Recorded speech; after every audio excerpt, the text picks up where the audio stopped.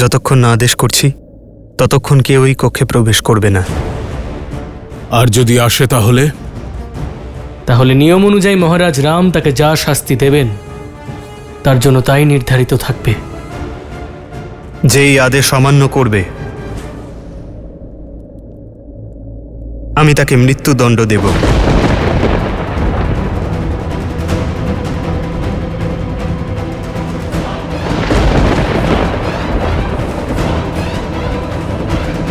আর এমনটা যেন না হয় তার খেয়াল তুমি রাখবে লক্ষণ। সেই জন্য এই কক্ষের বাইরে দ্বাররক্ষী হিসেবে তুমি থাকবে আর খেয়াল রাখবে যেন কেউ ভিতরে না প্রবেশ করে। যথা আজ্ঞা দাদা।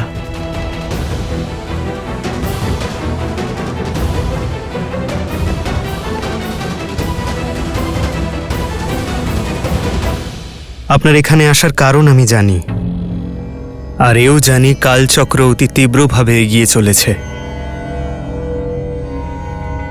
আমার অভিবাদন গ্রহণ করুন কালপুরুষ।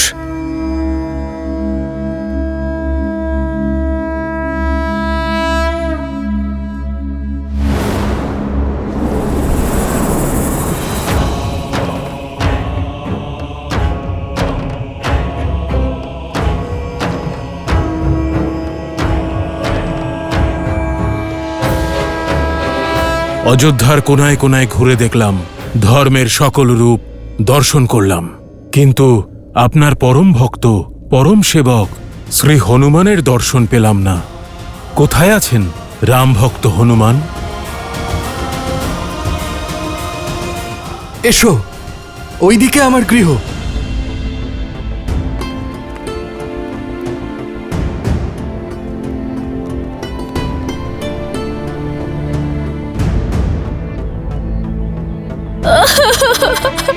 সুচিত্রা, সুচিত্রা, সুচিত্রা, কি হয়েছে সুচিত্রা? আমার পুত্র কোথায়? আমার পুত্র কোথায়? আমাদের পুত্র সুচিত্রা, কিছু বলছো না কেন? কোথায় আমাদের পুত্র? দাদা, কাল রাতে ম্লেচ্ছরা আক্রমণ করেছিল, তারা তোমার ছেলেকেও তুলে নিয়ে গেছে। এই কারণেই সবাই গ্রাম ছেড়ে চলে যাচ্ছে।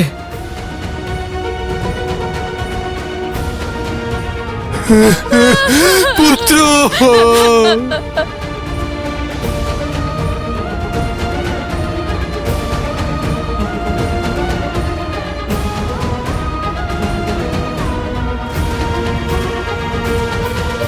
দাঁড়ান, দাঁড়ান, দাঁড়ান, আপনারা শুনুন।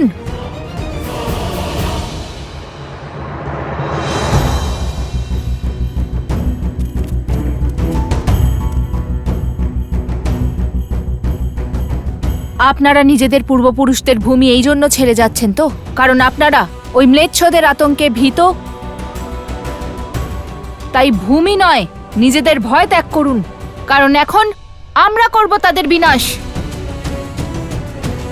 আমরা নিচ্ছি আপনাদের সুরক্ষার দায়িত্ব, যাতে আপনাদের নিজেদের পরিচয় নিজেদের পূর্বপুরুষদের ভূমি না ত্যাগ করতে হয়।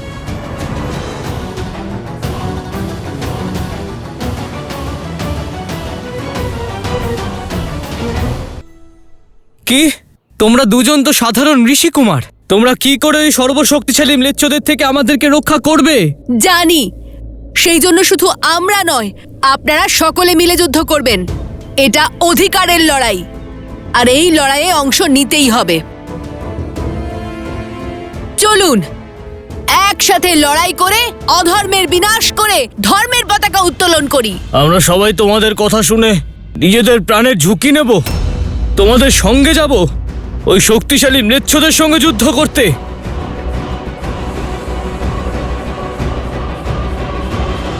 আমরা জানি এই সিদ্ধান্ত আর এই যুদ্ধ দুটোই খুব কঠিন, কিন্তু যার কাছে বিশ্বাসের শক্তি আছে সে যে কোনো যুদ্ধে জয়ী হতে পারে। চলো মিত্র, এগিয়ে চলো। এই দুই বালক নিজেদেরকে অতিরিক্ত শক্তিশালী ভাবছে, এরা নিজেরাও মরবে আর আমাদেরকেও মারবে। দাদা, এরা তো আমাদের ক্ষমতার কথা বিশ্বাস করছে না। চলো এদের আমাদের সত্যিটা জানিয়ে দিই, নিজেদের পরিচয় দিয়ে দিই। না না না, আমরা এখন এই মুহূর্তে শুধুমাত্র দাস, অন্য কিছু নয়। তোমরা আমার দাস, আমার আদেশ পালন করা তোমাদের কর্তব্য। যাও যাও, আমার পুত্রকে এক্ষুনি নিয়ে এসো। যদি তোমরা দুজন এই কার্য সম্পন্ন করতে পারো তাহলে আমি তোমাদের ঋণ মুকুব করে দেবো আর আমার দাসত্ব থেকে তোমাদের মুক্তি দেব।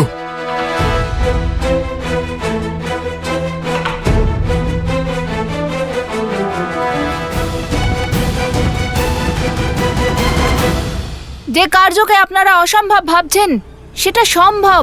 আমাদের একত্রিত হয়ে আমাদের একতার শক্তিকে জাগ্রত করতে হবে, ওই অধার্মিক অবৈধ শক্তিকে বিনাশ করতে হবে। আমরা জানি যে আপনাদের মন ভয়ে ভীত হয়ে রয়েছে, কিন্তু যদি আজ আপনারা নিজেদের অধিকারের জন্য সরব না হন তাহলে বাকি জীবন মাথা নিচু করে কাটাতে হবে। নিজেদের গৃহ, নিজেদের ভূমি, নিজেদের পূর্বপুরুষদের আশ্রয় থেকে আলাদা হয়ে কাটাতে হবে। যখন আপনি আপনার পুত্রকে বাঁচানোর পরিবর্তে আমাদের মুক্ত করে দেবেন বলেছেন, তখন শুনে রাখুন যে আমরা কারা। হয়তো তাহলে আপনারা আমাদের পাশে দাঁড়াতে রাজি হবেন, ভয়ের পরিবর্তে বিশ্বাস করতে শুরু করবেন।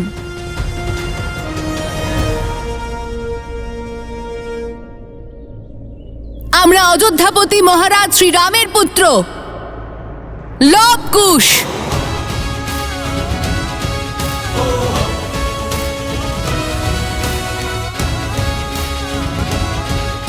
বলুন, এবার যাবেন তো আমাদের সঙ্গে, নাকি এখনো কোনো সন্দেহ আছে? চলুন না, ওই অধার্মিক রাক্ষসদের বৈদিক ধর্ম শেখাই। অনুমতি দিন প্রভু। তোমরা বলবে আর আমরা মেনে নেব? অযোধ্যার রাজকুমাররা কি এমনই হয় নাকি? এত দুঃখে থাকে, কারোর দাস হয়ে যায়।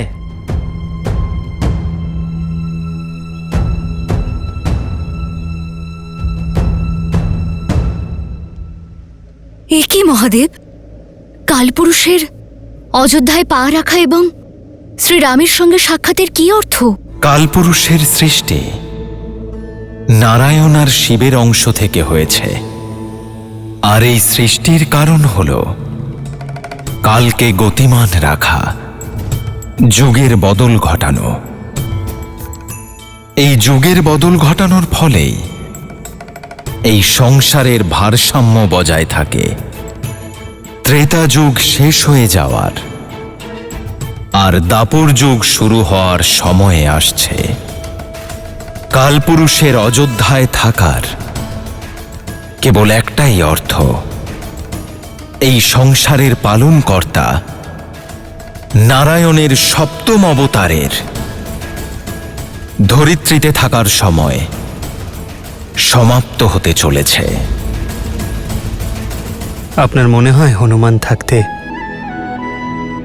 কালচক্রের হিসেব রাখা কালপুরুষ আমার কাছে পৌঁছতে পারত? অযোধ্যায় পা রাখতে পারত? যমরাজের বার্তা নিয়ে আমার রাজ্যে পৌঁছানো আমার সঙ্গে দেখা করা এক অসম্ভব কার্য হয়ে যেত। হনুমান যদি এই কথা জানতে পারে তাহলে মহাবলী কোন রূপ ধারণ করবে আর কতটা প্রলয় ঘটাবে সে তো আমিও জানি না কালপুরুষ। আর সেই কারণেই আমি হনুমানকে লবকুশের সঙ্গে অযোধ্যা থেকে অনেক দূরে পাঠিয়ে দিয়েছি। কে এই পুরুষ? আর দাদা ভেতরে যাওয়ার জন্য এত কঠিন শাস্তি কেন নির্ধারণ করেছে? বিষয়টা নিশ্চয়ই খুব গম্ভীর, না হলে দাদা এমনটা তো কোনোদিনই করেন না।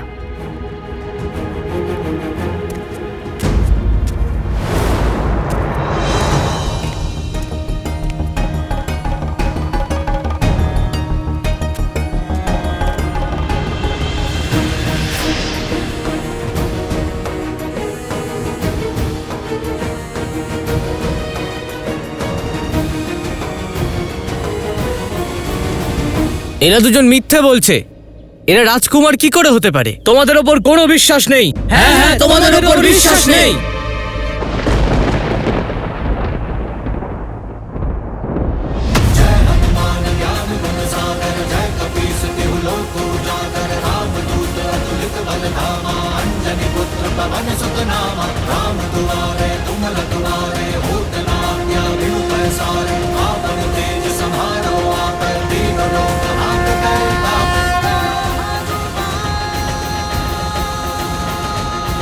প্রভু শ্রীরামচন্দ্রের দাস এই হনুমানের ওপর তো বিশ্বাস আছে। হনুমানজি এসছেন। হনুমানজি, হ্যাঁ, উনি সঠিক শুনেছি ওনার বিষয়। এরা হলো কৌশল নরেশ, প্রভু শ্রীরামের পুত্র, রাজকুমার লব আর রাজকুমার কুশ। রাজকুমার লবকুশ, এনারা রাজকুমার লবকুশ। তোমরা বিচলিত হচ্ছ কেন?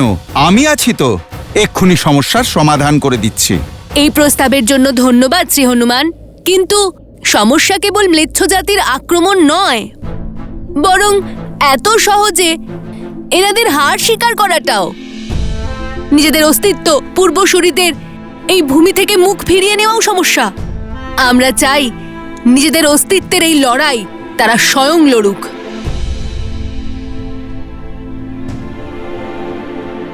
এবার আপনারা সত্যটা জেনেছেন। এবার বলুন, আপনারা সবাই প্রস্তুত আছেন যুদ্ধের জন্য?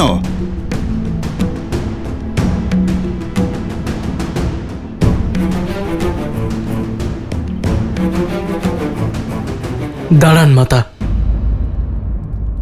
দাদার আদেশ এই মুহূর্তে ভিতরে কেউ যেতে পারবে না। পুত্র, আমি মন্দির থেকে আসছি। আজ রামের জন্য আমি ভগবান বিষ্ণুর বিশেষ পুজো দিয়েছি আমি, তাই তারই প্রসাদ দিতে যাচ্ছি। শুভ কাজে বাধা দিতে নেই, সরো সামনে থেকে। মাতা, আমি একজন মাতার মন খুব ভালো করেই বুঝি, কিন্তু আজকে আপনাকেও আপনার এই পুত্রের সমস্যা বুঝতে হবে। বোঝার চেষ্টা করুন, এই সময় দাদার কাছে যাওয়া একেবারে উচিত হবে না।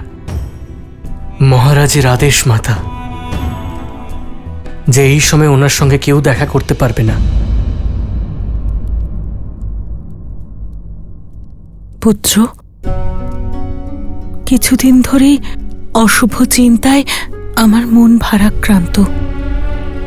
সেই জন্য আজ ভগবান বিষ্ণুর বিশেষ পুজো দিয়েছি রামের জন্য, আমার মনে শান্তির জন্য, রামের সুরক্ষার জন্য।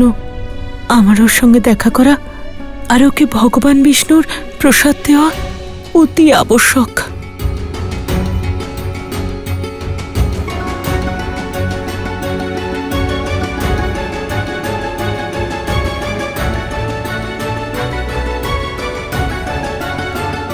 মাতা, আজ অবধি আমি দাদার দেওয়া প্রত্যেকটা কর্তব্য নিষ্ঠার সঙ্গে পালন করেছি আমি,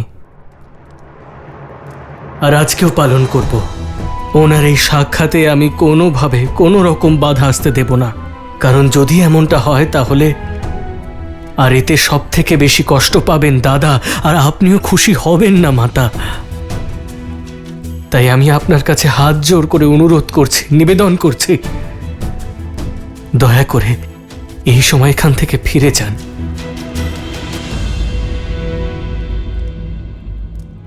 আমি আবেগের বশে এটা কি করে ভুলে গেলাম? রামের আদেশ লক্ষণ মানবে না, এটা কখনো হতে পারে? তোমরা দুজন তো এক শরীর, এক আত্মা।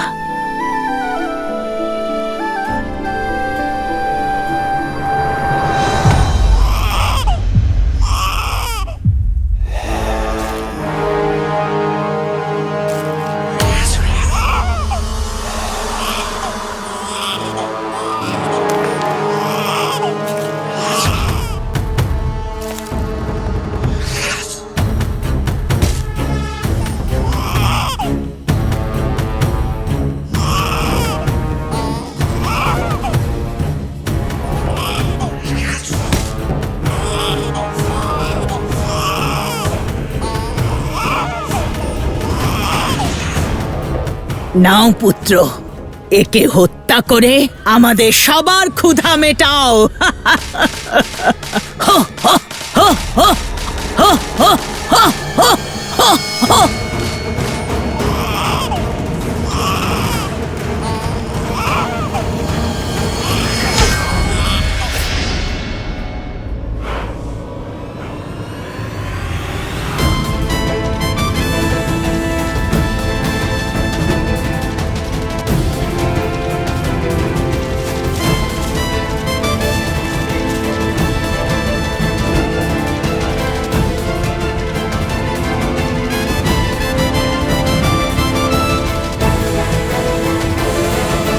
ঠিকই বলেছেন শ্রীরাম।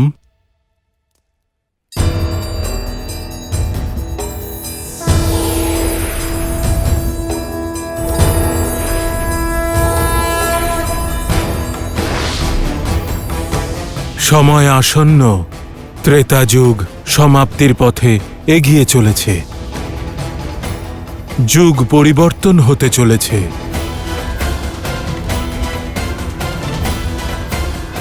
শীঘ্রই আপনাকে এই অবতাররূপী শরীর ত্যাগ করে পুনরায় বৈকুণ্ঠে ফিরে যেতে হবে। সেখানে দেবী লক্ষ্মী আপনার প্রতীক্ষায় আছেন।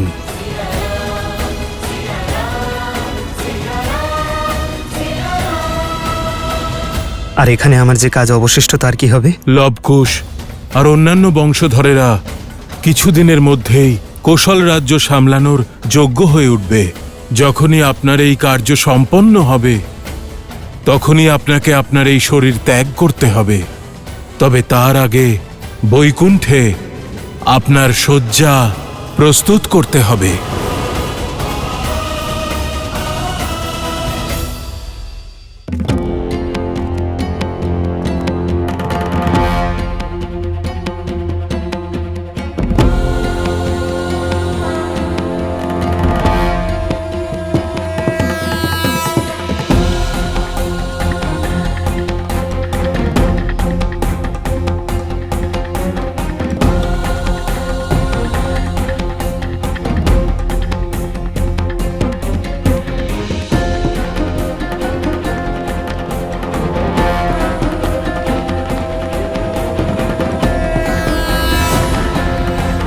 আমার প্রণাম নেবেন।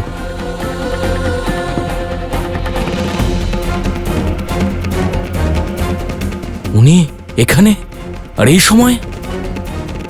যেন ক্রুদ্ধ না হন। মহারিষি দুর্বাসার চরণে রাজ অনুজ লক্ষণের প্রণাম। যশস্বী ভব। আজ্ঞা করুন ঋষিবর, এই লক্ষণ আপনার সেবায় প্রস্তুত। আমি অযোধ্যাপতি শ্রীরামের সঙ্গে দেখা করতে চাই এখনই। ওনার ক্রোধে রূপ নিতে দেবতারাও রক্ষা পাননি। যাও, শীঘ্র যাও, সবাইকে সংবাদ দাও, ওনাকে স্বাগত জানানোর আয়োজন করো। আর এদিক দিয়ে নয়, পিছনের পথ দিয়ে যাও। ঋষিবরের সামনে দিয়ে যাওয়ার ভুল করো না কখনো। যাও।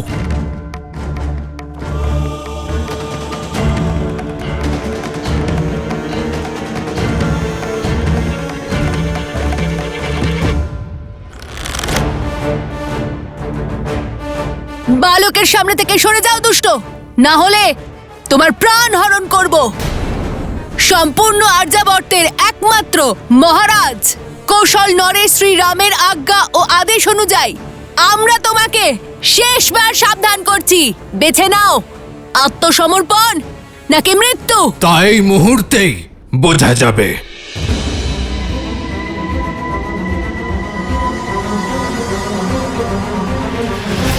পুত্র! পুত্র!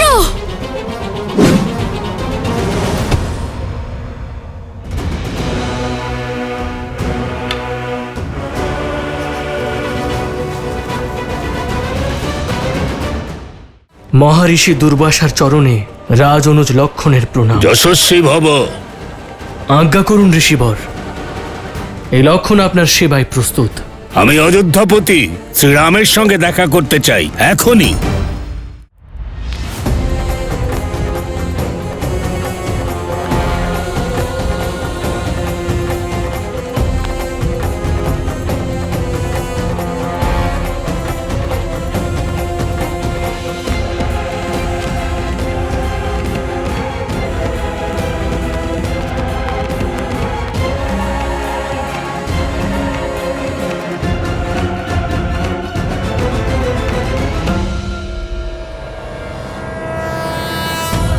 মহাতপস্বী মহারিষি দুর্বাসার চরণে রাজ অনুজ লক্ষণের প্রণাম। যশস্বী ভব। আজ্ঞা করুন ঋষিবর, এই লক্ষণ আপনার সেবায় প্রস্তুত। আমি অযোধ্যাপতি শ্রীরামের সঙ্গে দেখা করতে চাই এখনই। যতক্ষণ না আমি আদেশ করছি ততক্ষণ এই কক্ষে যেন কেউ প্রবেশ না করে। যেই আদেশ অমান্য করবে আমি তাকে মৃত্যুদণ্ড দেব।